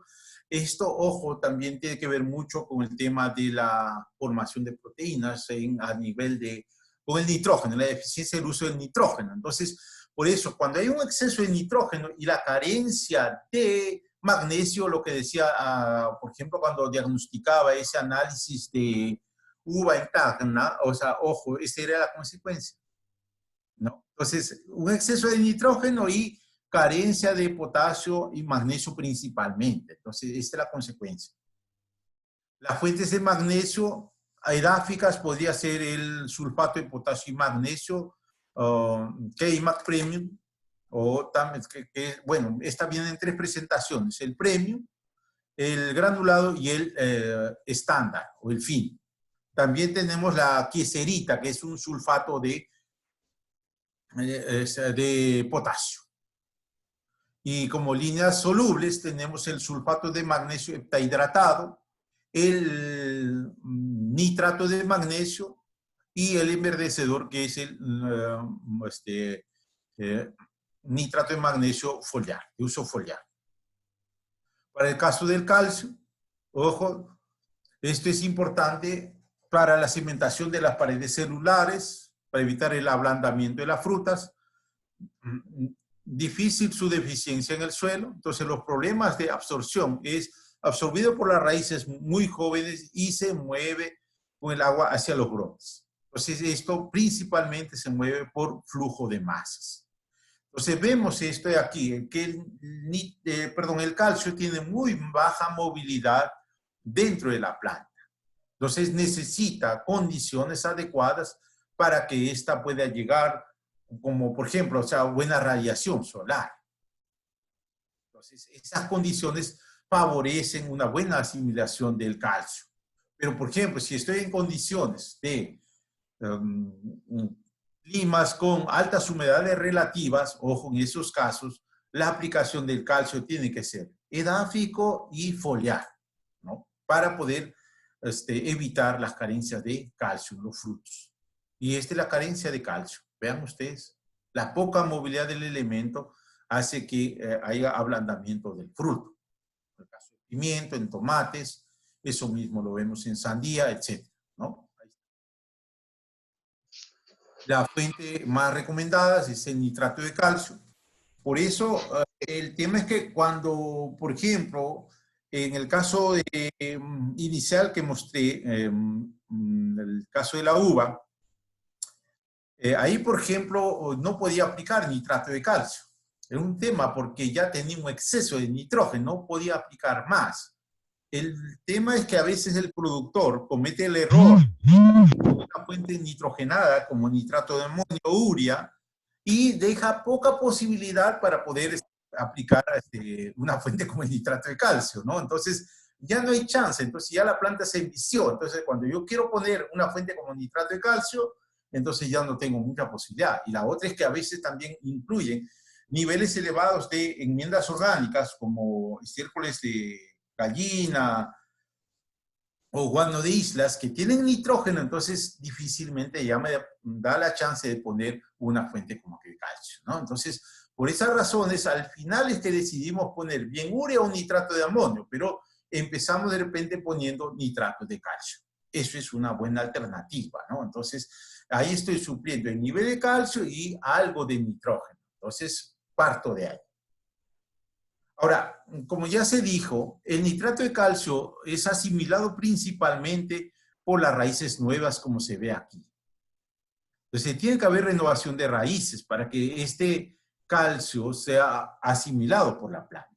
Entonces, lo que yo necesito es renovación de raíces permanente. Entonces, eso es un tema que hay que hacer dentro del manejo nutricional. Entonces, el calcio es asimilado normalmente por raíces nuevas, pero ¿qué pasa si estas raíces se suberizan? Es casi de más echar calcio al suelo. La planta no lo va a absorber. ¿Ok? Y ahí vemos aquí igual algunas fuentes de calcio. Entonces, el tema de la solubilidad. Entonces, el sulfato de calcio, por ejemplo, el yeso. Muchos nos hacen creer de que el yeso es completamente soluble. No es soluble. Hay fuentes de yeso como el Calma, el Yipcal, que pueden inclusive pasar por los goteros. Son yesos micronizados, pero no son completamente solubles en agua. O sea, ese dato es importante, ¿no? Entonces, las fuentes solubles en agua es, por ejemplo, el nitrato de calcio. En cuanto a los microelementos, por ejemplo, el tema zinc. Veamos aquí, ¿no? Con adecuado zinc, mira, tengo una hoja buena y un fruto adecuado. Y con deficiencia de zinc, poco desarrollo de hojas y obviamente poco desarrollo de frutos. Entonces, igual aquí mostramos algunas deficiencias de zinc. Por ejemplo, aquí, en el primer caso del lado izquierdo, dice deficiencia de zinc en planta de vid en formación, sarmientos y entrenudos, vean ustedes aquí, entrenudos cortos. Aquí, en la parte media, deficiencia de zinc, la planta nueva de vid, entrenudo corto, y los entrenudos posiblemente ya fueron corrigiéndose. Y en el lado derecho tenemos planta nueva de vid sin deficiencia de zinc, entrenudo largo y recto. Es lo que queremos, ¿no? Que desde un principio hay que poner un zinc adecuado, porque el zinc, repito, participa mucho en el desarrollo de las raíces. Y aquí, también en la cuaja, ahí está el otro problema, ¿sí? Entonces aquí, por ejemplo, no hay una buena cuaja si no hay un buen abastecimiento de zinc. Esta es la foto que tomamos en Tacna, ¿no? Es el caso anterior. Palto igual, vean ustedes aquí, al lado izquierdo tengo la deficiencia de zinc y al lado derecho tengo un fruto con nivel adecuado de zinc. Y ahí, vean ustedes, ¿no? Se hace como una pelota la deficiencia de zinc. Una deformación. Otro punto importante del zinc es la cuaja. Si no hay buena cuaja, ojo, los frutos se caen. Y ahí es donde participa el zinc, activando el grano de polen. Las fuentes de zinc, tengo el F727 edáfico y tengo el sulfato de zinc, así como el macroessential SZ, que también trae zinc en su composición. Importancia del hierro, que tiene que ver mucho con el tema de la formación de la clorofila. Ahora, el problema de hierro es, como ya dijimos, aguas con niveles elevados de bicarbonatos y suelos calcáreos. Entonces, ese es el problema. Por eso es que aquí la deficiencia de hierro se hace así. O sea, aquí tengo una hoja normal, pero esta hoja va a ir variando. Y esto es precisamente en los brotes, como se está apreciando aquí. Entonces, ese es el gran problema y es un problema común. Esto en costa, sierra y muchas veces en selva mismo vemos este problema. En selva un poco menos, pero en costa y en los valles interandinos este es un problema común, ¿no? De la deficiencia de hierro es muy común, sobre todo en el cultivo de palto, que hoy en día está desarrollándose mucho más que antes. Vean esto, ¿no? Es el problema que se genera. Entonces, ¿cómo corregimos este problema? Bueno, o sea, aplicación de quelatos, como decía. Por ejemplo, un quelato de hierro a base de DETA tiene una función adecuada entre pH 4 a 6.5, pero si no regulamos el pH, lo más recomendable sería que me usen el quelato EDDTHA, que trabaja bien entre pH 4 a 9, ¿no? Entonces, esa es una buena alternativa. Molinos posee este complejo de microelementos quelatados llamados multimicro. De multimicro está quelatado con edeta, tiene hierro, 6.4, manganeso 3.1, zinc 0.9, cobre 0.7 y molibdeno 0.5, ¿no? Entonces, ahí viene igual la presentación en caja de 25 kilos y en sobres de 100 gramos. Listo para la aplicación. El tema boro, ya dijimos, el boro tiene una participación muy importante en el tema de la formación del tubo polínico y la formación del grano de polen. Entonces ahí es donde participa, o sea, es una de las funciones que tiene el boro. Ahora, obviamente también participa en la formación de raíces, en la translocación, ¿no? Etcétera. Entonces es aquí donde el boro participa formando el tubo polínico y formando el grano de polen. Es ahí donde entra a tallar el zinc activando el grano de polen y con eso se genera la fecundación, la cuaja, se dice. Esto es una deficiencia de boro. Igual esto ocurre en suelos con niveles elevados de carbonatos en el suelo o exceso de bicarbonatos en el agua, ¿no? Entonces necesitamos regular sí o sí, ¿ve? Problemas de boro. Y la fuente de boro que tenemos, el Fertibagra 15G como edáfico y tenemos el ácido bórico para sistemas de fertilización o aplicaciones foliares. Igual aquí tenemos el análisis del boro, que es un producto bastante bueno, igual, ácido bórico. Ahora entramos un poquito al tema de la solubilidad de las fuentes de fertilizantes. Entonces, los fertilizantes solubles, ojo, su solubilidad depende fuertemente de la temperatura. En mezclas, tomar la mejor solubilidad. Entonces, la mezcla se solubiliza diferente comparado con sus componentes. Entonces, dependen fuertemente de la temperatura. Bueno, se mezcló. Entonces aquí, por ejemplo, mostramos una tabla en la cual vemos la solubilidad de las fuentes. Si yo tengo, por ejemplo, el evaluar la urea a 10 grados, 400 gramos, 450 gramos por litro de agua. A 20 grados, 510 y a 30 grados, 570 gramos por litro. Y si voy aquí, por ejemplo, para el caso del sulfato de magnesio. Sulfato de magnesio, por ejemplo, 620 gramos a 10 grados centígrados, 710 a 20 grados centígrados y 810 a 30 grados centígrados. Y si comparo con el magnesal o el nitrato de magnesio, vean, este tiene 2.200 gramos por litro. Eso es lo que yo puedo disolver. 2.400 a 20 grados centígrados y 2.700 a 30 grados centígrados. Es decir, es una fuente muy soluble. Por eso a veces es un poco la diferencia de costos, ¿no? Entonces, ¿por qué cuesta más uno? Es también el nitrato definitivamente. Cuando estoy trabajando en suelos con problemas de sales o aguas un poco salobres, lo más recomendable es usar el nitrato de magnesio. Ahora, de toda esta lista, el fertilizante con más baja solubilidad es el sulfato de potasio. El sulfato de potasio, ojo, ahora estas pruebas están realizadas en agua destilada, en un agua libre de sales. Entonces, para el caso del sulfato de potasio, a 10 grados yo puedo disolver 80 gramos por litro de agua. A 100 gramos a 20 grados centígrados y 110 gramos a 30 grados centígrados. Entonces aquí viene el problema, ¿no? Entonces cuando me dicen, oye, ingeniero, el problema es que el sulfato no disuelve. Entonces aquí viene a un poquito el tema de la calidad de agua. ¿Qué tipo de agua tiene usted? Entonces esto, repito, es en aguas puras, en aguas en H2O. Pero si su agua tiene pues una concentración de sales de más de 1, que tiene bicarbonatos, etcétera, entonces va a haber mayor dificultad.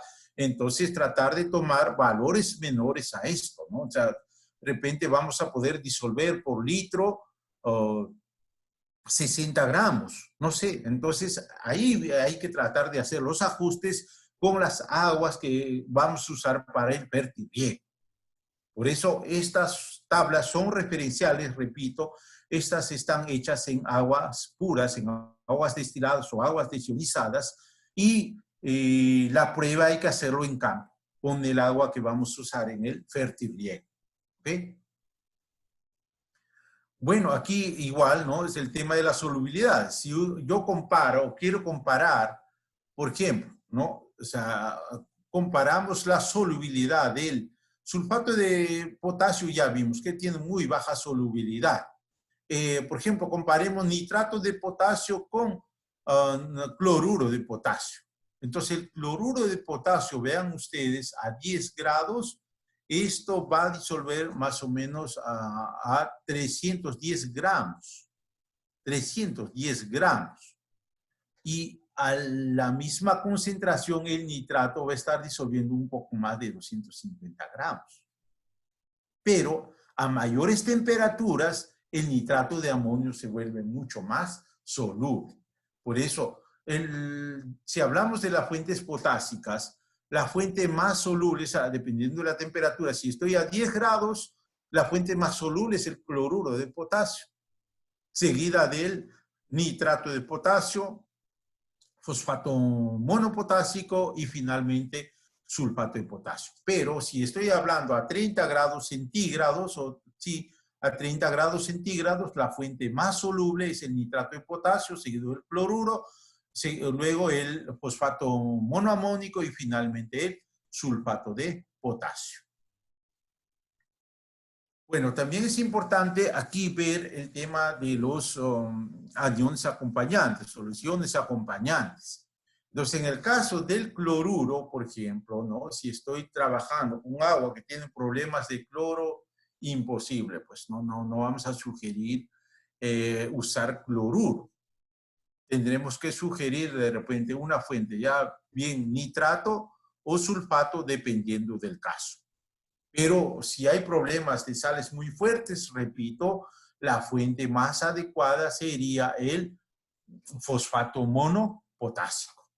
Entonces, ahí está la razón. Aquí tengo fósforo, tengo potasio. Ojo, el sulfato de potasio puede tener problemas porque de repente hay un exceso de sulfatos en el agua o en el suelo. Entonces, tampoco me conviene poner niveles elevados de sulfato de potasio. Por eso decía desde un principio, una excelente alternativa para aguas salinas y suelos salinos sería el fosfato monopotásico, ya que estaría aportando fósforo y potasio. Eso es lo que va a aportar. Pero en el caso del nitrato, bueno, o sea, es como segunda alternativa. Va a depender mucho de la condición del cultivo que estemos trabajando. Bueno, aquí el tema de la conductividad eléctrica. Entonces, ¿cuál de los fertilizantes genera mayor salinidad? Ya vimos aquí, por ejemplo, la línea roja, sulfato de potasio, nitrato de amonio son los que generan una mayor salinización. Y las que menos salinizan son justamente aquí el azul, el fosfato monopotasio, ¿no? Con eso nuevamente estamos confirmando lo que se ha dicho anteriormente. Ahora, aquí viene la otra parte, las reacciones de los fertilizantes. Entonces, yo tengo, por ejemplo, aquí el nitrato de potasio. El nitrato de potasio normal, ojo, a mayor concentración, sube el pH. Y si estoy trabajando con aguas, ¿no?, de pHs alcalinos, la eficiencia de la aplicación va a ser mucho menor. Por esa razón, la sugerencia de usar el nitrato de potasio de reacción ácida, ¿no? Porque yo ¿qué busco cuando hago el fertirriego? Tener, digamos, en el gotero un pH de entre 5.5 a 7 máximo, ¿no? Entonces, lo ideal es que tenga más o menos un pH cercano a 6. Es lo ideal para mí. Pero eso, ¿cómo lo consigo? Tratando de usar fuentes, ¿no?, adecuadas de acuerdo al tipo de agua que esté utilizando. ¿Ok? Listo. Bueno, otro dato importante aquí, por ejemplo, este rojo es el sulfato de potasio. El sulfato de potasio de descenderlo también acidula bastante fuerte. Tiene reacción muy ácida también. Ahora, aquí hablamos un poquito de la mezcla de los fertilizantes. La mezcla de dos fertilizantes de distinto tipo puede a veces producir formaciones de precipitados. Entonces, estos casos indican que dichos fertilizantes no son mutuamente compatibles y que se debe tener especial atención de no mezclarlos en el mismo tanque. ¿no? Entonces, con eso hay que evitar los precipitados. O en todo caso, hay compatibilidad de algunas fuentes, pero, ojo, de repente son mezclas muy estables, también eso hay que ver, ¿no? Entonces, por ejemplo, a veces es común que se hagan mezclas de fósforo con magnesio. O sea, eso es una mezcla que sí se da en el momento, no hay problema. Pero si yo busco estabilidad, a la larga eso va a generar un precipitado, ¿no? O sea, eso sí o sí va a generar un precipitado. Pero si yo hago de momento, muchas veces no se genera el precipitado, por esa razón es que tratamos de ver, digamos, mezclas estables. Por eso las soluciones deben ser preparadas en 2 tanques separados, el mismo método conocido como sistema de 2 tanques. Ahora, la impureza de los fertilizantes. Aquí viene el gran problema, ¿no? Sobre todo cuando usamos fertilizantes genéricos como la urea y el nitrato de amonio. Entonces, estos traen pues muchas impurezas. A veces vienen granos de maíz, ¿no? Una serie de impurezas porque vienen a granel. Justamente ahí está el problema, ¿no? Como que vienen a granel, entonces definitivamente están mucho más propensos a alguna contaminación. Eso ya no es culpa muchas veces del distribuidor, sino es de que cómo vienen, ¿no? Como que vienen en graneles, entonces hay situaciones en que hay cierta contaminación, ¿no? Con ciertas impurezas. Arcillas y o arenas, ojo, eso ya es el tema del almacén, como lo almacenen, porque estoy, repito, vienen graneles, restos de maderas, igual esa es parte de las impurezas que puede haber, restos de plásticos, etcétera, etcétera. Y recubrimiento en algunos casos, como es el caso del macrocentral SC, perdón, del K-Mac, del Sulpomac.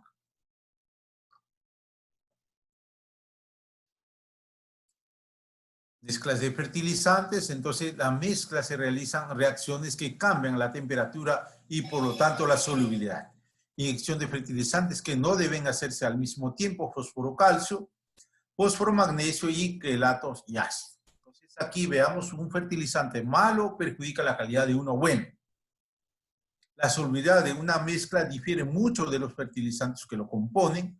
Algunas mezclas tienen mayor estabilidad para solubilizarse con respecto a la temperatura.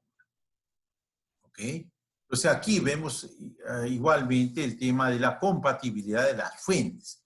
Si bien es cierto, por ejemplo, yo puedo mezclar sulfato de amonio con nitrato de calcio, aquí me dice ligero, pero eso a la larga me va a generar formación de yeso. Ahí hay que tener mucho cuidado. Cuando dice ligero, tenga mucho cuidado, ¿no? Entonces, ahí esta no es una mezcla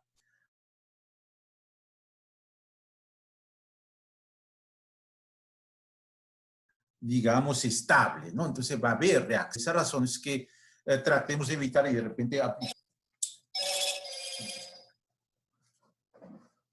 ya en 2 tanques, ¿ok? Ya estamos por terminar, evaluación de las solubilidades, igual aquí y aquí, por ejemplo, una mala aplicación de fertirriego. Entonces, cuando uno hace la aplicación de la inyección del fertilizante, esto ocurre porque estamos inyectando el fertilizante hasta el último minuto. Entonces el agua se evapora y lo que queda son las sales y esto muchas veces puede generar taponamiento de los goteros. Igual aquí las mezclas que hagamos, esto es por ejemplo una mezcla adecuada. Esto yo puedo inyectar sin mayor problema, pero este problema ya no. Porque aquí muchas veces no leen la ficha técnica de la fuente. Aquí fue una mezcla de sulfato de amonio, perdón, de sulfato de potasio con nitrato de amonio, sobresaturaron y después nos llaman y nos dicen, ingeniero, ¿sabes qué? Su producto no funciona, pero no leyó la ficha técnica. Aquí hay una sobresaturación. Esto es casi imposible de inyectar. Por eso dije, evitemos realizar estas mezclas, ¿no? Nitrato de calcio, calcio con fósforo, etcétera, etcétera. El tema de las soluciones madres, igual, aquí en el tanque A, calcio, nitrógeno, potasio, magnesio, más microelementos, tanque B, fósforo, y algunos sulfatos, nitrógeno, potasio. Entonces, ¿qué buscamos aquí? Lo que buscamos es compatibilidad, un pH estable, una mayor eficiencia, buena solubilidad y estabilidad de las mezclas. Perfecto, esto ya lo vimos.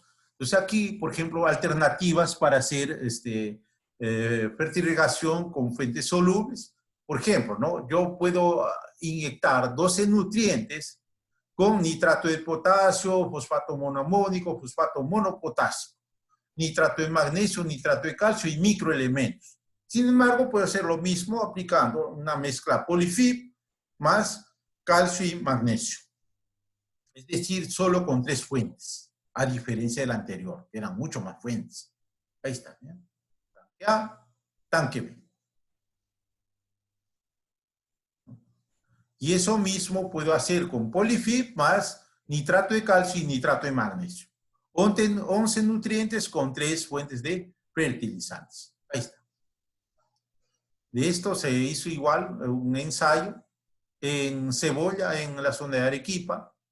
Aplicamos, ¿no? Como hacía el productor. Ahí está. Entonces, se hizo un programa y esto es parte del productor. Él no aplicaba microelementos, nosotros el polifib sí trae microelementos y vean estas pequeñas dificultades que hubo, ¿no? Ahí está. Y esto con polifib. El anterior era el sistema tradicional. Y ahí, por ejemplo, la importancia del balance y la inyección de los microelementos, fundamental o básico para la agroexportación.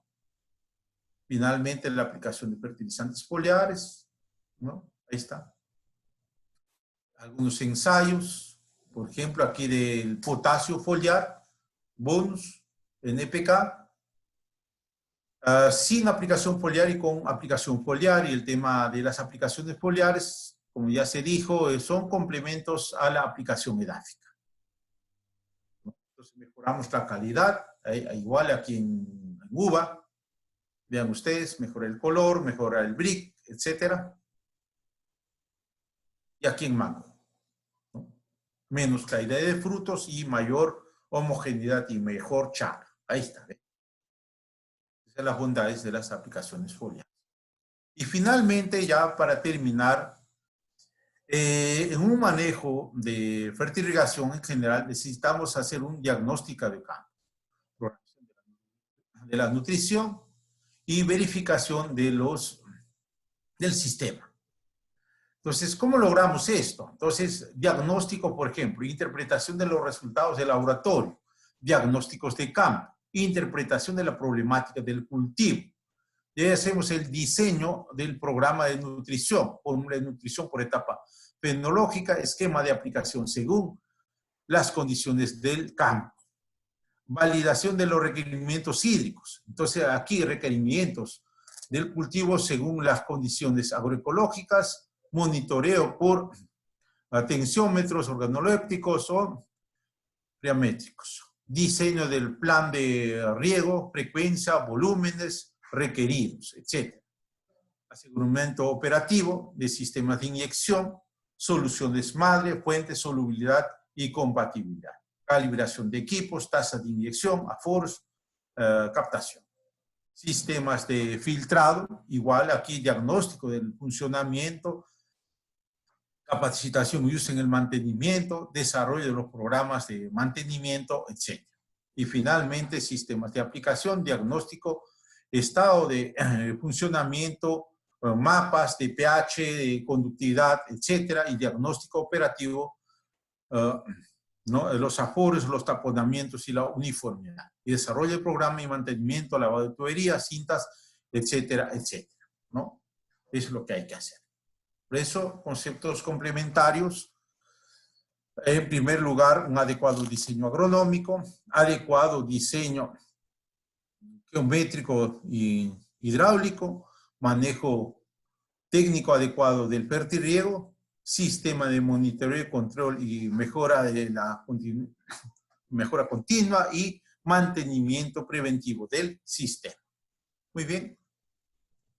Eso es lo que yo quería compartir con ustedes. Muchísimas gracias, muy agradecido y estaremos atentos. Bien, ingeniero Edgardo, hay algunas preguntas en el chat, de repente para antes de terminar.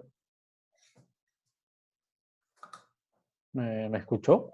A ver, un segundito, por favor. Ah, ok, sí, en el chat, el mensaje que está desde las 8:18 del señor Bernardo Barral. No sé si lo llega a ver, de ahí para abajo. Ya está, ya lo vi. Ok, le escuchamos. 18.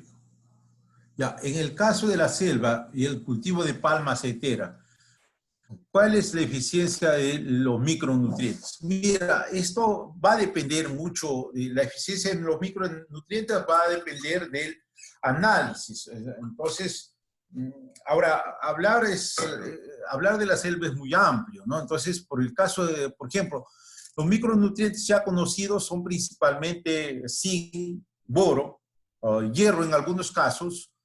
Entonces necesitamos sí o sí, por ejemplo, los niveles de boro son muy bajos en la selva, entonces necesitamos aplicar boro como que parte de los programas. Ahora, sin igual, nosotros hemos estado haciendo trabajos en palma aceitera en la zona de la Guaitía y tenemos respuestas bastante positivas a la aplicación de zinc y boro. Y obviamente por ahí algunos microelementos como hierro, manganeso que complementan. Entonces ahí hay que tener mucho cuidado para ver qué fuentes, pero repito, en el caso de palma aceitera aplicando boro, si yo tengo ya problemas serios de boro, lo más recomendable es usar una fuente como el ácido bórico para corregir de manera mucho más rápida esa deficiencia. Pero si ya estoy manejando un programa, entonces lo más recomendable es que manejemos el Fertivagra 15G o la Ulexita como Fertivagra 10G para ir manejando el cultivo de acuerdo al programa anual que tenemos. Otra pregunta dice, ingeniero, tengo un problema de rajadura de la variedad de huacho, Murk. Ahora, esto de las rajaduras de frutos, esos son desbalances. Ahí hay que ver el balance de calcio, boro, principalmente calcio, boro, potasio. Entonces, ahí hay que ver con diagnóstico foliar. Yo le sugiero realizar los diagnósticos foliares. Ahí habría que ver principalmente el calcio, el potasio y el boro de manera particular. ¿Cuál es el fertilizante más apropiado para sus características químicas a ser usado en fertilización de sulfato de magnesio heptahidratado o el cristalizado? El heptahidratado es lo que estamos sugiriendo, ¿no? Ahora Milton me pregunta, para el cultivo de café, ¿en qué caso sería más conveniente fertilización sólida y en qué casos vía drench? Asimismo, bueno, el tema de la... Oh, se me fue. En el caso, por ejemplo, de las aplicaciones en drench, mucho va a depender del momento, ¿no? Entonces, sí o sí, los drench funcionan bien cuando hay cierta humedad también en el suelo, si no habría que aplicar cantidades mucho más grandes de agua. Por esas razones habría que ver mucho el tema de la condición. Ahora, el drench es sí bastante ventajoso cuando tenemos cierta humedad, pero si tenemos muy poca humedad, entonces necesitamos aplicar volúmenes mucho más grandes, el cual puede dificultar de alguna manera la aplicación.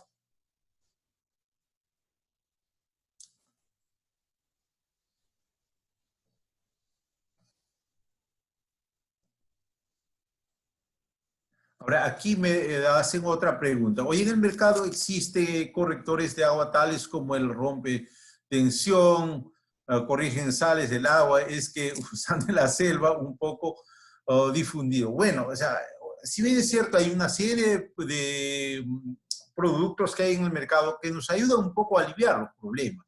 Entonces, en primer lugar, habría que ver qué calidad de agua tenemos y de acuerdo a eso tratar de acudir, digamos, a alguno de estos correctores, ¿no? Entonces, necesitamos sí o sí tener el análisis de calidad del agua que vamos a utilizar. ¿Okay? Por ahí tengo otra pregunta y me dicen, la aplicación foliar y vía sistema de zinc y magnesio se da en una etapa fenológica específica, en palto o en toda la etapa fenológica. Para mí es, la verdad que si bien es cierto, hay momentos críticos para esto, ¿no? Pero lo más conveniente es que manejemos un programa desde un inicio. Yo soy de la idea de que definitivamente el zinc, el magnesio son claves en el momento de la prefloración y en el desarrollo de frutos, pero hay que manejar de manera sostenida, ¿no? Entonces, por eso decía, el tema, por ejemplo, muchos a veces en los programas nutricionales, el tema de fósforo, el tema de microelementos, no lo consideran desde un principio. Ojo, la planta, tanto el boro, el zinc, el mismo magnesio, el mismo potasio, lo requiere desde el establecimiento.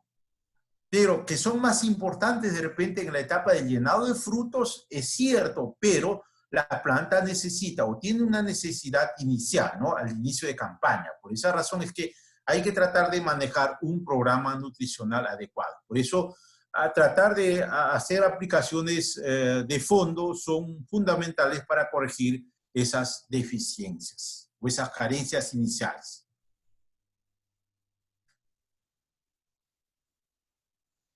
Hay una pregunta en el Valle de Ica, en suelo arenoso. ¿Es recomendable hacer abonamiento de fondo con urea? No, definitivamente la urea pues no es un abono para... o sea, los nitrogenados, para empezar, no son fertilizantes que se pueden usar como fondo. Como fondo, usemos las fuentes que tienen baja movilidad, como es el caso del fósforo, el potasio. Estas tienen baja movilidad. Bueno, hay una tabla que no lo mostré, el tema de las formas de absorción de los elementos. Entonces, el nitrógeno, más del 90% del nitrógeno es absorbido por la planta bajo el sistema de flujo de masas, y el flujo de masas está en función al volumen de agua. Y si yo estoy usando o estoy manejando un cultivo de palto en suelo arenoso, ojo, no es recomendable. Yo sugiero que sí aplique macroesencial como fondo y alguna fuente de potasio, y por el sistema puede ir poniendo gradualmente el nitrógeno. Y eso es lo más recomendable.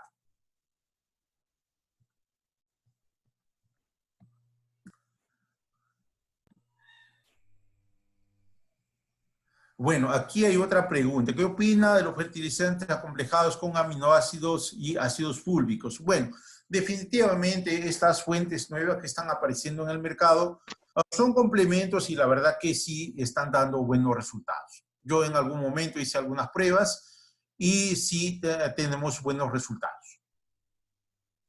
Creo que eso es todo. Muchas gracias, muy amables.